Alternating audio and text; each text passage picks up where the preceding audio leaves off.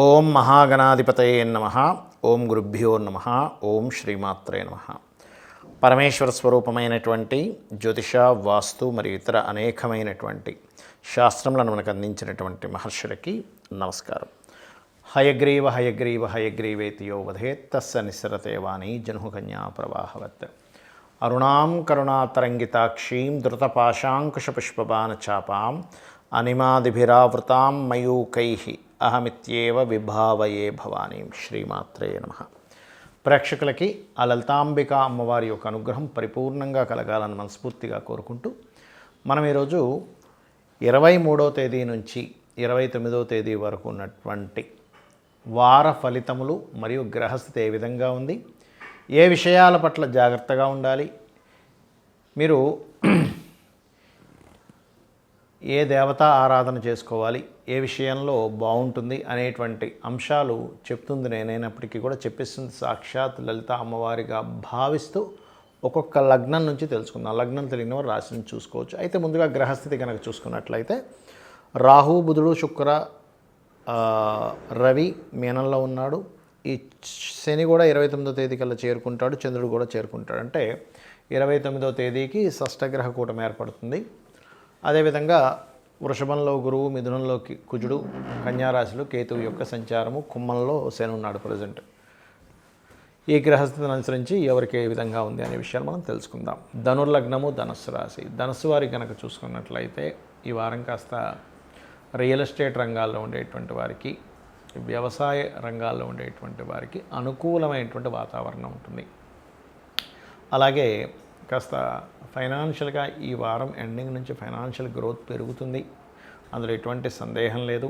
అలాగే మరొక విషయం ఏంటంటే ఇక్కడ 3వ స్థానం ఏదైతే ఉందో, 3వ స్థానంలో ఉండేటువంటి శని కొన్ని విషయాల్లో మీకు పరాక్రమంగా ధైర్యంగా చేసేటువంటి పనుల వల్ల అనుకూలిస్తాడు. కాకపోతే 4లోకి వెళ్తాడు. నెక్స్ట్ ఈ వీక్ ఎండింగ్ నుంచి అర్ధాష్టమ శని ప్రారంభం అవుతుంది. సింపుల్ ఏం లేదు, అర్ధాష్టమ శని భయపడాల్సిన పని లేదు.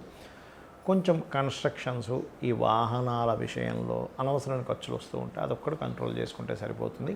కాకపోతే 4లో అధిక గ్రహాలు వస్తున్నందుకు ఇది కొంచెం గృహ వాహన వస్తు సంబంధించినటువంటి యోగాన్ని కూడా ఇస్తుంది. కాకపోతే బుధుడు నీచబడి ఉంటున్నాడు కాబట్టి కొంచెం ఆ పత్రాలు అవి సరిగ్గా చూసుకొని చేసుకుంటుండాలి. అలాగే మరొక విషయం ఏంటంటే ఇక్కడ గమనించుకున్నట్లయితే ఇక్కడ 7వ స్థానాధిపతి బుధుడు నీచ స్థానంలో ఉన్నందుకు కొంచెం వివాహ నిర్ణయాల విషయంలో కూడా తొందరపాటు పనికిరాదు. ఉద్యోగ విషయంలోని, వివాహ విషయంలో. ఎందుకంటే 7మంలో కుజుడు ఉన్నాడు, 7మాధిపతి నీచ పొందాడు. మరియు దశమంలో కేతు ఉన్నాడు, దశమ 7మాధిపతుడు బుధుడై నీచంలో ఉన్నాడు. కాబట్టి వివాహ నిర్ణయాలు, అందులో ముఖ్యంగా బంధువర్గంలో వారితో సంబంధాలు కుదుర్చుకునేటువంటి విషయంలోని, బంధువర్గంతో వారితో కలిసి ఏదైనా వ్యాపారం చేసేటువంటి విషయాల్లోని చాలా చాలా చాలా జాగ్రత్తగా ఉండండి.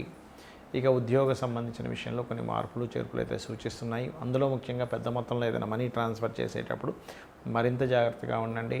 లక్ష్మీ నృసింహస్వామి యొక్క ఆరాధన చేయండి.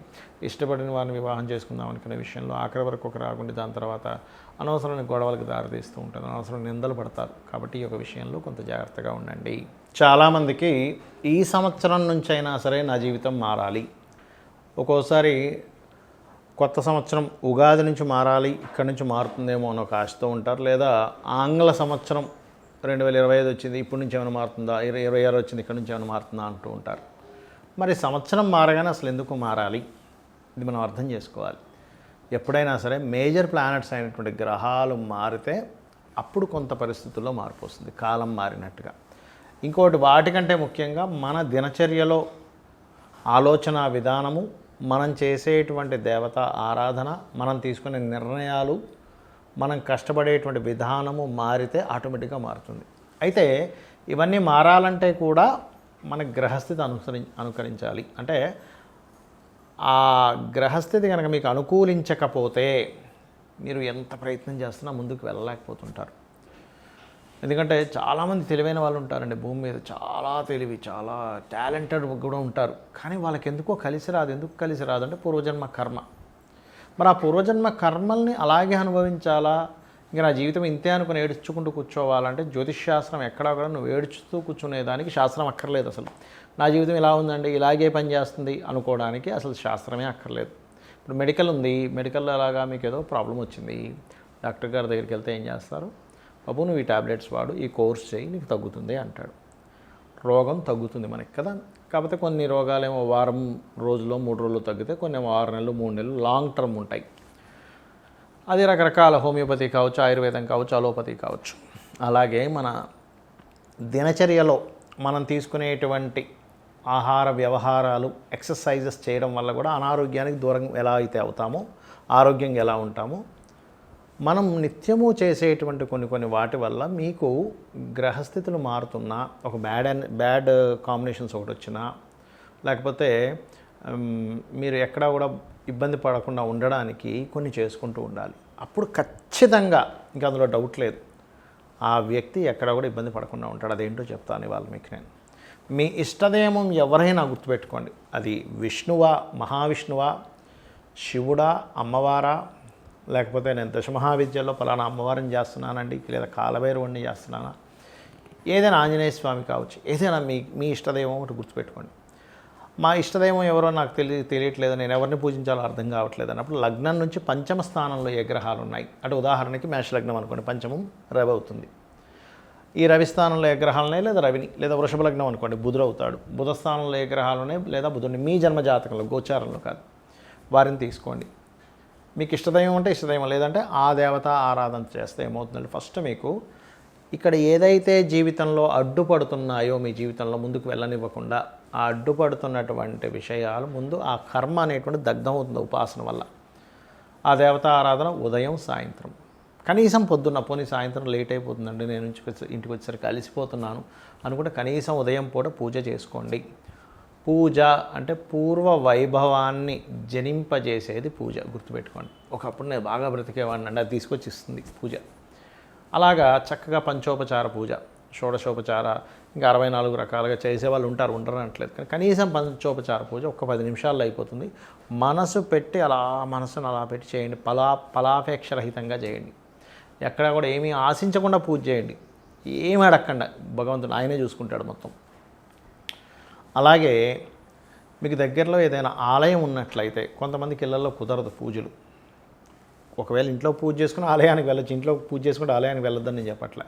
ఏదైనా మీకు దగ్గరలో, మీకు ఇంటికి అతి సమీపంగా ఏ ఆలయం ఉందో చూసుకోండి, అక్కడికి వెళ్ళిపోండి. ఎందుకంటే ఆ దగ్గరలో ఉండేటువంటి ఆలయంలో దేవతామూర్తి అక్కడ ఉండేటువంటి దగ్గరలో వాళ్ళందరికీ రక్షగా నిలబడతాడు ఆయన. అది ఎవరైనా కానివ్వండి, గ్రామ దేవత దగ్గర నుంచి ఎవరినైనా కానివ్వండి, చక్కగా వెళ్ళి మనస్ఫూర్తిగా నమస్కారం చేసుకుని ఒక 3 ప్రదక్షిణాలు చేసుకుని అక్కడ కూర్చొని ఒక 2 నిమిషాలు అలా కూర్చొని చక్కగా మీ పనులు మీరు చేయండి. మీరే చూస్తారు లైఫ్లో ఎంత చేంజ్ వస్తుందో మీరే చూస్తారు. ఇక మూడవది, వారానికి కనీసం ఒక్కసారైనా, ఇంకా ఎక్కువసార్లు రోజు మీరు గోశాలకు వెళ్ళగలిగితే ఇంకా అద్భుతం. ఇంకా కనీసం వారానికి ఒక్కసారైనా, అది శనివారం అయినా ఆదివారం అయినా ఏ వారమైనా, మీకు హాలిడే ఏ రోజు ఉంటే ఆ రోజు వెళ్ళి చక్కగా గోవులకి క్యారెట్లు, అరటికాయలు, లేదా గోంగూర, లేనట్లయితే బెల్లము, ఇట్లాంటి పదార్థాలు కొన్ని, పిడికెడైన బెల్లమైనా పర్వాలేదు. మీరు ఇన్ని వందలు పెట్టాలంటే ఏం లేదు, కనీసం పిడికెడ బెల్లం 10 రూపాయలు పెడితే పిడికెడ బెల్లం వస్తుంది, చక్కగా తినిపించండి. ఏమవుతుందంటే గోవులో ఉండే సకల దేవతల యొక్క అనుగ్రహం మీకు కలుగుతుంది, మీ జీవితం మారుతుంది. ఇది మెయిన్గా చేయండి. అలాగే వీలున్నప్పుడల్లా ఒక 3 నెలలకు 6 నెలలకు ఒక్కసారైనా ఏదైనా ఒక క్షేత్రం, తిరుపతికి వెళ్తారా, అమ్మవారి దుర్గాదేవి ఆలయానికి వెళ్తారా, లేకపోతే శ్రీశైలం వెళ్తారా, కాణిపాకం వెళ్తారా, ఏదైనా ఒక ఆలయం పెట్టుకోండి. 3 నెలలకు కానీ 6 నెలలకు కానీ ఒక్కసారి పెట్టుకోండి. ఎందుకంటే మీకు తెలియకుండానే మీ ఆరాలో ఒక తెలియని ఒక నెగటివ్ ఎనర్జీ మీకు ఫామ్ అయిపోయి ఉంటుంది, గుర్తుపెట్టుకోండి. ఆ ఫామ్ అయినటువంటి నెగటివ్ ఎనర్జీ ఏదైతే ఉందో, అది మీరు ఎప్పుడైతే క్షేత్రాలకు వెళ్తారో అక్కడ సిద్ధ పురుషులు, మహర్షులు వీళ్ళందరూ ఉంటారు, వాళ్ళ యొక్క బ్లెస్సింగ్స్, వాళ్ళ యొక్క ఎనర్జీస్, ఆ క్షేత్ర మహిమ మీ నెగిటివ్ ఎనర్జీని తీసేస్తుంది, గుర్తుపెట్టుకోండి. ఇవి పాటించండి. దీంతోపాటు పశువులకి, పక్షులకి, అంటే కనీసం ఇప్పుడు శాస్త్రాల్లో ఏంటంటే పక్షులకి నీరు పెట్టినా కూడా పితృదేవతల అనుగ్రహం కలుగుతుందట. అలాగే అమావాస్య నాడు మీ పితృదేవతల కోసమని స్వయం పాకం ఇవ్వడం, కాస్త పౌర్ణమికి చంద్రుడిని చూస్తూ లలిత చదువుకోవడం, వీలైతే రోజు ఉదయం సాయంత్రం ఒక్కసారైనా లలిత సహస్రనామాలు వినడం, వాటి యొక్క అర్థాలు వినడం, అర్థం తెలుసుకుంటూ విశ్వంలో ఉన్నటువంటి అమ్మవారి యొక్క శక్తి ఏ రకంగా ఉందో మీరు అర్థం చేసుకోవడం, ఇవి మెయిన్గా చేయండి. దీనివల్ల ఏమవుతుందంటే మీకు తెలియకుండానే ఒక జర్నీ, అంటే మీరు పశుపక్షాదులతోని మీ రెగ్యులర్గా ఉండేటువంటి దీంతో కనెక్ట్ అవుతారు బాగా. ఇందులో చాలామంది అడుగుతారు ఏమంటే నిత్యం పూజ చేస్తే నాన్ వెజిటేరియన్ తినకూడదేమో, ఇలాంటివి ఏమీ లేవు, గుర్తుపెట్టుకోండి. మీ ఉపాధి బట్టి మీకు ఉన్నటువంటి దీన్ని బట్టి ఏమీ కాదు చక్కగా. కాకపోతే ఆదివారాలు మాత్రం తినకండి దయచేసి. బుధవారం హ్యాపీగా తినొచ్చు, ఏం కాదు. అయితే ఇప్పుడు పౌరహిత్యంలో ఉంటారు, మంత్రాలు లేనట్లయితే పూజలు అవి చేస్తారు, వాళ్ళు మాత్రం ఎట్టి పరిస్థితుల్లో వాటిని ముట్టుకోకూడదు. ఒక్కొక్క ఉపాధి బట్టి ఇప్పుడు క్షత్రియులు ఉన్నారు ఉదాహరణకి, వాళ్ళు నాన్ వెజిటేరియన్ తినాలి, ఎందుకంటే వాళ్ళకి బలం కావాలి. అట్లాగే మీరు గనక ఏమంటే నాకు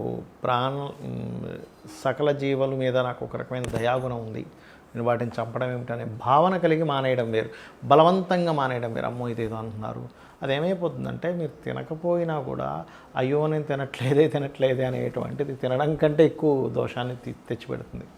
కాబట్టి మీరు దాన్ని అర్థం చేసుకొని మానేయడం వేరు.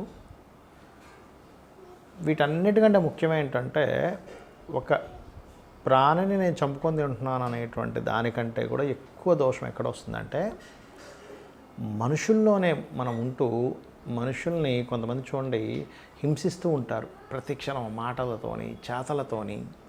ఇంట్లో ఉండే జీవిత భాగస్వామిని కావచ్చు, ఫ్రెండ్స్ని కావచ్చు, రిలేషన్స్ని కావచ్చు, రకరకాల కుట్రలు కుతంత్రాలు చేస్తుంటారు. అది అన్నిటికంటే ఇంకా పెద్ద దోషం. గాసిప్స్ చెప్పుకోవడం, గాసిప్స్ ద్వారా దారిద్ర్యం పెరుగుతుందని చెప్తుంది శాస్త్రం. అంటే లేని దాన్ని సృష్టించి నలుగురికి చెప్పడం. వీటన్నిటికీ తెలియని వాళ్ళు చేస్తుంటారు, చాలామంది జ్ఞానులు ఉంటారు అటువంటివి చేయరు చాలామంది. కానీ తెలియని వారు అటువంటివి చేసేటువంటి వారు వాటిని ఫస్ట్ ఆపుకోవాలి, ఎందుకంటే దాని ద్వారానే దారిద్ర్యం పెరుగుతుంది, గుర్తుపెట్టుకోండి. శ్రీమాత్రే నమః.